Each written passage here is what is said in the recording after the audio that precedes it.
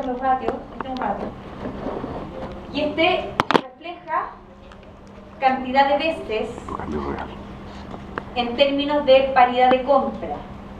Es decir, yo mido un mismo bien, medido en los precios correspondientes de cada país, y convierto el bien valorizado en el precio internacional a través del tipo de cambio en moneda doméstica y comparo. Y digo, ¿cuál de los dos bienes es más barato o es más caro? ¿Qué es lo que hace cuando uno va de viaje, por ejemplo, a un país donde el tipo de cambio nos favorece?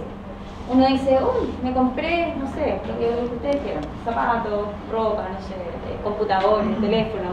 Oye, 20% más barato, ¿no es cierto?, que en Chile, porque el tipo de cambio me favorece. ¿Qué pasó ahí? Efecto tipo cambio real. O sea, yo comparé un mismo bien valorizado en precios de moneda local y entendí que en un momento del tiempo comprarle una economía versus la otra me entregó una relación positiva favorable de un tipo de bien respecto de otro. Esa medida es mucho más importante que el tipo de cambio nominal. Esta determina y puede hacer hasta quebrar un país cuando nos va mal con el tipo de cambio real. Entonces les voy a explicar. Es un precio relativo de los bienes entre dos países. El tipo de cambio real indica la relación a la que podemos intercambiar bienes de un país por otro. Entonces vamos a poner un ejemplo. Imagínense que tenemos un auto fabricado en Estados Unidos, un auto caro, un Chrysler, un Ford, caro, ¿ya? Que cuesta $10.000 o más, vamos a suponer en este caso. Y un sedán similar, japonés, que de características parecidas, que todos sabemos que los japoneses en estricto rigor son más eficientes, más baratos, los repuestos son, qué sé yo, el capital de construcción es un poquito más barato, que está valorizado en 2.400.000 yenes. Yo sé que el tipo de cambio nominal de yen por dólar es 120 yenes por dólar. Por lo tanto, yo puedo convertir el precio del auto norteamericano en yenes o puedo transformar el precio del auto japonés en dólares, ¿sí?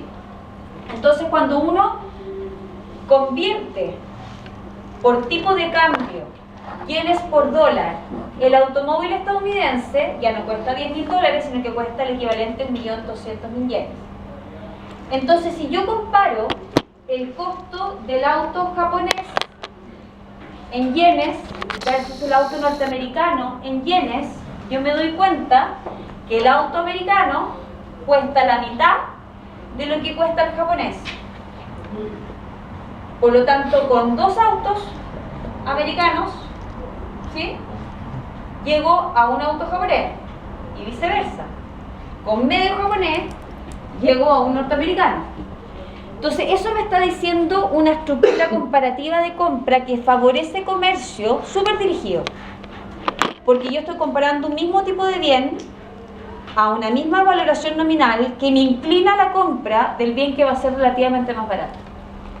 Entonces, cuando las personas que hacen comercio internacional, empresas, personas naturales, lo que sea, detectan esta diferencia, su convergencia de preferencia se va a ir hacia el bien más barato.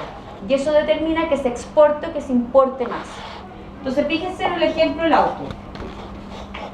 Cuando medimos tipo de cambio real, vamos a tener el tipo de cambio de yenes por dólar por el precio del auto norteamericano dividido por el valor del auto japonés medido en yenes.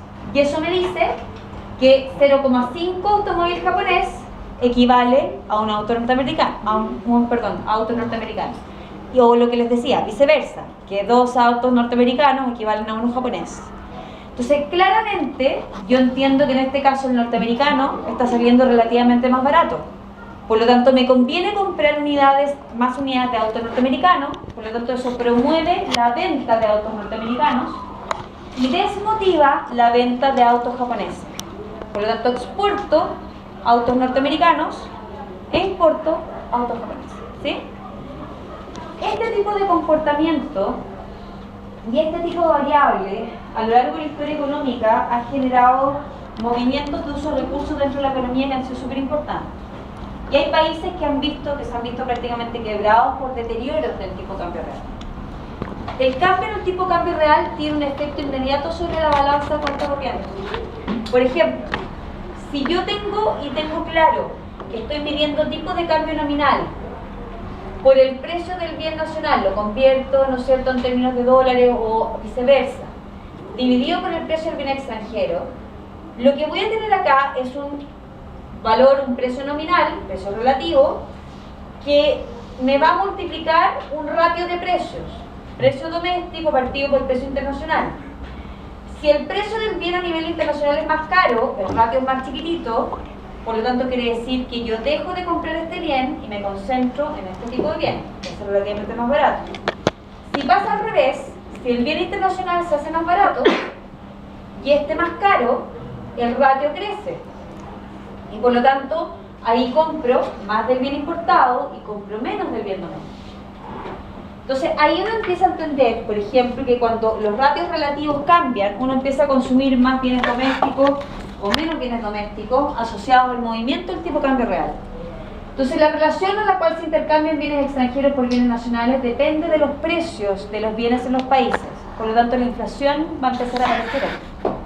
No directamente al principio, cuando uno ve bien sobre bien, pero cuando yo veo una canasta de bienes y entiendo, por ejemplo, desagrego mi cuenta corriente. Deflactor. Ojo, el deflactor te mide la diferencia de precios respecto del PIB. Este te está midiendo precios de bienes, súper específicos. Entonces tú puedes llegar a decir, por ejemplo, quiero entender que en Chile nosotros importamos mucho electrodomésticos. Entonces yo puedo poner, o bienes electrónicos. Entonces pongo los precios de los bienes importados de ese tipo de bienes partido por los bienes que podríamos producir acá equivalentes a ese tipo de bien, y entiendo que esa razón de bienes puede ser favorable o negativa dependiendo si un tipo de bien vale más u otro. En cambio, cuando tú calculas deflactor, tienes el movimiento de los precios de la matriz de insumo producto completa. Entonces tú calculas dentro de un periodo de tiempo el nivel de precios de los bienes producidos dentro del país en un periodo de tiempo dividido por el precio de los bienes del mismo país en otro periodo de tiempo, y calculas si ese ratio creció o bajó. Es distinto. En este caso salía con el IPC. No, ¿Tampoco? el IPC es ¿De que usted está confundiendo inflación, está confundiendo índice de inflación con deflactor y con ratio de precios, que son cosas distintas. La inflación se mide a través de un número índice. Se construye con una canasta específica de bienes que incluye bienes importados y bienes domésticos, que son lo que representan el consumo nacional. Es una canasta que está definida, que dice en promedio la gente compra tanto en alimento, compra tanto en salud, tanto en entretención, tanto en telefonía celular, etcétera, etcétera. Y actualizan esas variaciones de precios que tienen una contribución relativa al número índice todos los meses. Y si el índice cambia, tú lo mides bajo una base porcentual y eso te dice si el índice que representa la canasta de consumo subió o bajó de precio. Eso es inflación. Y así la medimos. El deflactor mide otra cosa. El deflactor se basa, acuérdate, en el análisis de el PIB nominal, que es la sumatoria, ¿ya?, del valor o del precio de todos los ítems que se producen dentro del país, matriz insumo producto, en el tiempo T, multiplicado por la cantidad de bienes producidos en toda la matriz insumo producto en el mismo tiempo T, que es producto nominal, dividido por PIB real. ¿Y cuál es el PIB real? La sumatoria de I de 1 hasta el infinito, ¿no es cierto?, de la, o infinito digo la cantidad x de bienes, de los P sub I, que es toda la matriz de insumo productos, medidos a un precio base, multiplicado por la cantidad de todos los bienes sub I en el periodo sub T del periodo de evaluación. Entonces lo que tú estás midiendo en el deflactor es la variación de precios de la producción corriente respecto de un precio base. Y eso te dice si los precios subieron más de una como algo veces, o sea, complementaron el valor de los precios base más algo más, o la producción como una corrección de valor y valen en términos respecto de su precio base algo menos. Eso te mide el deflactor. Y esto te mide otra cosa. Te dice, a ver, usted como país exporta cobre. ¿Cuánto es el precio del cobre en Chile? Si nosotros decimos el cobre, hoy día, espérense, me darle un dato así como para que lo veamos referencialmente. Si el cobre se vende a 2.9 dólares la libra y el dólar se está transando en 670, quiere decir que la libra de cobre, en pesos chilenos, se vende en 1943 pesos. ¿Sí?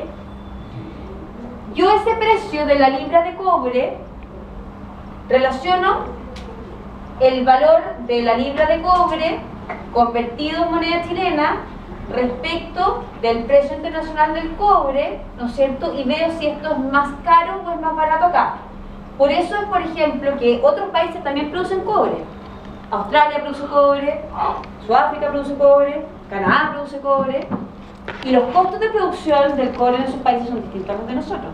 China también produce algo de cobre, Rusia también. Entonces, tú vas valorizando al valor de la moneda del país o de la tuya, dependiendo si tú estás haciendo el ratio para medirlo en tu moneda o en la moneda del país, lo que te cuesta relativamente la libra de cobre. Entonces, si yo comparo la libra de cobre, por ejemplo, medida en rubia, no sé, en rublo ruso, y hago la conversión respecto de la libra de cobre en pesos chilenos, y me doy cuenta que la libra de cobre en Rusia es más cara que la medida en pesos chilenos, eso quiere decir que yo tengo una ventaja para exportar más porque mi libra de cobre medido en monedas comparativas es más barata. Entonces estás midiendo cuestiones distintas. Súper importante, y yo en esto soy súper exigente, chicos, rigurosidad en los conceptos. Yo aquí les voy a pedir, como este ya es un curso que va cerrando una dinámica de análisis final, aquí yo les voy a pedir precisión. Entonces, cuando planteen conceptos, preséntenlos bien y enmárquenlos bien definidos. ¿Ya? No todas las herramientas, no todas las herramientas, no todos los conceptos miden lo mismo. De hecho, la economía tiene una serie de variables que mide cositas súper específicas y distintas. Y aquí lo que tenemos que tratar de hacer es ir profundizando lo que vieron en macro, que es economía cerrada. O sea, aquí en economía abierta los conceptos generales no van a ser distintos, lo que cambia es la profundidad del efecto, que se vuelve un poquito más complejo, porque la cadena de eventos ahora involucra una apertura comercial que trae otras variables que antes no estaban. Por ejemplo, el tipo de cambio nominal y el tipo de cambio real en una economía cerrada no tiene sentido, porque tú no transas con otras economías, entonces no usas otra moneda. Pero cuando tú transas con otras economías y usas otra moneda, e inviertes en otra moneda y pagas deuda en otra moneda, ahí sí ganas sentido.